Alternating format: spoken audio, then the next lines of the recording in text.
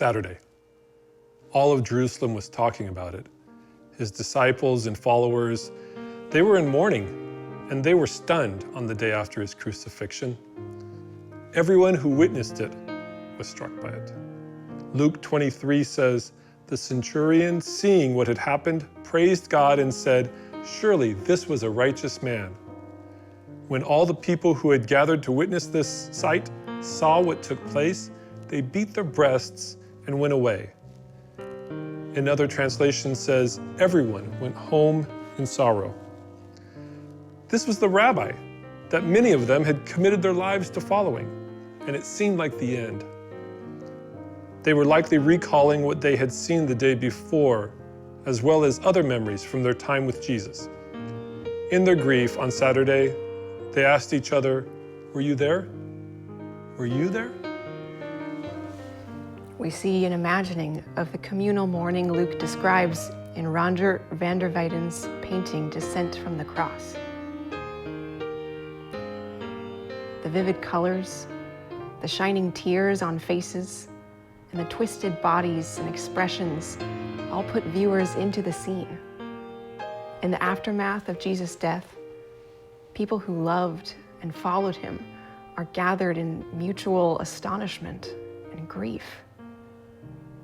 This piece has been imitated a great number of times. It seems everyone wanted to put the scene into their own setting, to find a localized way of making the post-crucifixion strike home. We also see this in the spiritual, "Were you there?"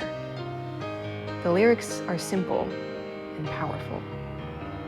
Were you there when they crucified my Lord? When they pierced him in the side? When they laid him in the tomb? There's no one author of this song.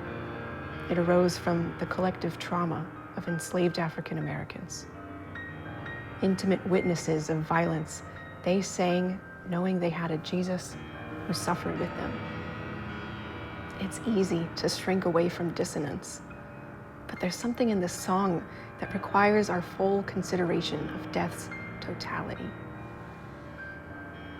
Our recollection of Christ's death, as we get further away from when it happened and go forward in time, is essential. Similar for other milestones in the history of the church, or perhaps our own history as a country, as individuals. These acts of communal recall remind us that it's not just a story. These important things, whether good or bad, really happened. As we think about Holy Saturday being a time of in-betweens, how do we mourn with each other in community? As our song models for us, sometimes asking questions is more powerful than making statements or assumptions or trying to fix something with platitudes right away. What questions might we ask those who have been witness to great loss or horror or sorrow? And when might we forego words altogether and choose instead to tremble with one another in remembrance of a dark day? We're talking about Saturday, but on Sunday, before most of them had realized that he was alive, two of Jesus' followers were on the road to Emmaus. Luke 24 says, "They were talking with each other about everything that had happened, and Jesus himself came up and walked along with them, but they were kept from recognizing him. He asked them, 'What are you discussing?' And one of them responded, 'Are you the only one in Jerusalem who doesn't know what's going on?' In other words, were you there?" They told him about their Lord being arrested, beaten, crucified, and buried. And though the women had reported that he was alive, others had not yet seen him or found his body. So there was great confusion.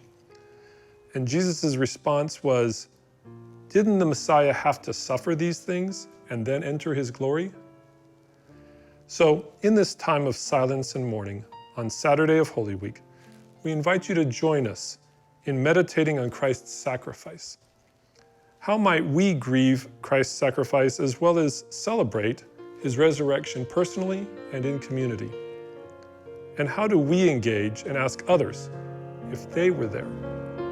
or how they are responding to the death and resurrection of Christ.